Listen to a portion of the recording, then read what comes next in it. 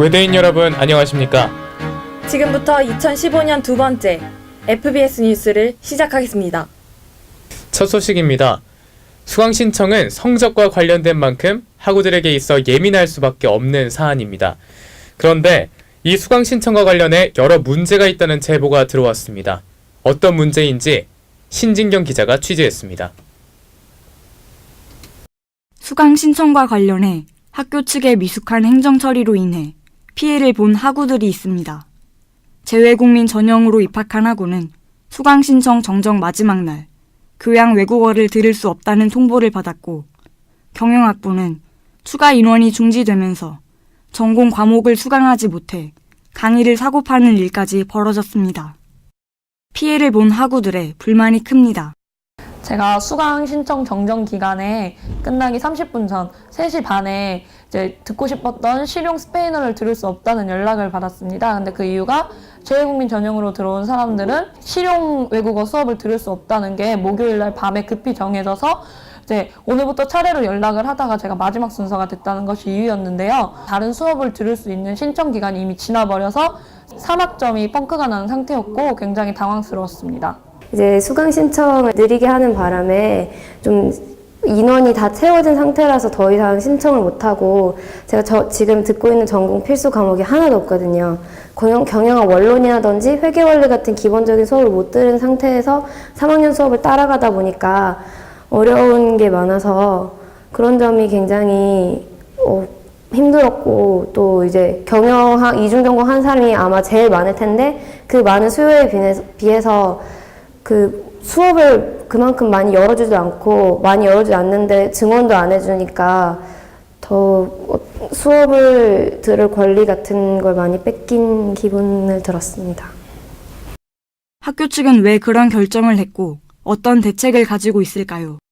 추가 인원 신청은 원칙적으로 금지돼 있으며 강의실 수용 인원을 생각해도 추가 인원을 더 받기는 힘듭니다. 한국 경영 교육 인증을 재인증 받아야 하는 상황에서 대형 강의를 하는 것은 기준에도 어긋납니다. 그렇기 때문에 학교에 추가 강의 개설을 요구하고 있지만 학교 측에서는 이를 받아들이지 않았습니다. 의도한 바는 아니겠지만 미숙한 행정 처리로 인해 수업권을 침해받은 학생들이 있는 것이 사실입니다. 현재 일어난 문제에 대책을 잘 세우고 앞으로 이런 일이 발생하지 않도록 학교 측의 현명한 대처를 기대합니다. FBS 뉴스 신진경입니다. 이어서 두 번째 수강 신청 관련 소식입니다. 지난 12일 우리 대학 홈페이지에 폐강 강좌 공고가 게시됐습니다. 그러나 갑작스러운 폐강 소식에 많은 학우들이 어려움을 겪었습니다. 정대희 기자의 보도입니다. 지난 12일 학교 홈페이지 공지사항에 폐강 강좌 공고가 올라왔습니다. 그러나 이미 수강 신청 변경 기간이 끝나고도 6일이 지난 날짜에야 학우들은 폐강이 된 사실을 알게 됐습니다. 문제는 갑작스런 폐강으로 인해 동일한 등록금을 내고도 자신이 계획한 대로 학점을 채우지 못하는 학우들이 생기는 점입니다. 그렇다면 학교 측의 폐강 통보를 받은 학우들은 어떤 대처를 했어야 할까요? 우선 학사 종합지원센터에 배치되어 있는 폐강에 따른 추가 수강 신청서를 작성해 제출해야 합니다. 신청서를 살펴보면 폐강 교과목을 적는 칸 외에 추가 수강 신청 교과목을 적는 칸도 있습니다. 추가 수강 신청 교과목이 있는 학생은 수강을 희망하는 교과목 담당 교수의 사인을 받아야 합니다. 이번 학기부터 적용되는 성적평가 방식 중 수강생 10명 이하에 해당되는 비유형과 관련하여 폐강된 수업의 기준이 대체 무엇인지에 대한 학우들의 의문이 제기되고 있습니다. 비유형이 가리키는 10명 이하가 정확히 어느 시점을 기준으로 하는 것인지에 대해 우리 대학 교무처장에게 물어봤습니다. 학생 여러분 안녕하십니까? 이미 공지된 바와 같이 성적평가 비유형은 수강 학생 10명 이하인 경우 교직, 군사학, 실험 실습이 해당됩니다. 수강 학생 10명의 경우 두 가지 경우를 생각해 볼 수 있습니다. 학기 초 수강 신청 시 10명 미만인 경우가 있을 수 있습니다. 이 경우 성적평가 비유형에 해당됩니다. 그러나 10명 이상 수강 신청을 했음에도 불구하고 학기 중 일부 학생이 강의를 처리하거나 휴학했을 경우에도 10명 미만의 경우에 해당됩니다. 이 경우 학기 말에 담당 교수님께서 성적평가가 A 유형에서 B 유형으로 바뀐다는 점을 학생들에게 공지할 것으로 알고 있습니다. 여기서 한 가지 더 말씀드리자면은 수강학생 10명인 경우는 전공, 이중 전공, 교양 과목, 학과 정원에 따라서 상당히 다양합니다. 따라서 학생 여러분들은 수강학생 10명 이하인 경우가 여러 가지가 있다고 하는 것을 아시고 폐강 기준을 다시 한번 확인해 주시면은 이 오해를 풀 수 있을 것으로 생각됩니다. 이번 학기 엄격한 폐강 기준을 적용시키다 보니까 많은 학생들이 어려움을 겪었습니다.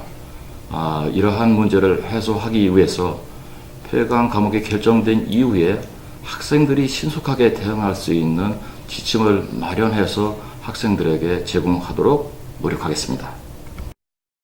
학교 홈페이지에 게시된 폐강 공고글에는 18일까지 학사 종합지원센터에서 정정하라고만 적혀 있을 뿐 별다른 안내나 방법은 적혀 있지 않습니다. 학교 측의 일방적 통보로 인해 피해를 보는 학생들이 없도록 앞으로 학교 측의 신속한 행정 처리와 구체적 안내가 필요해 보입니다. FBS 뉴스 정대입니다. 오늘의 마지막 소식입니다. 여러분은 우리 대학을 얼마나 잘 알고 계십니까? 우리 대학 학내에는 겉으로 드러나 있진 않지만 학교 곳곳에 편의시설들이 잘 마련되어 있는데요.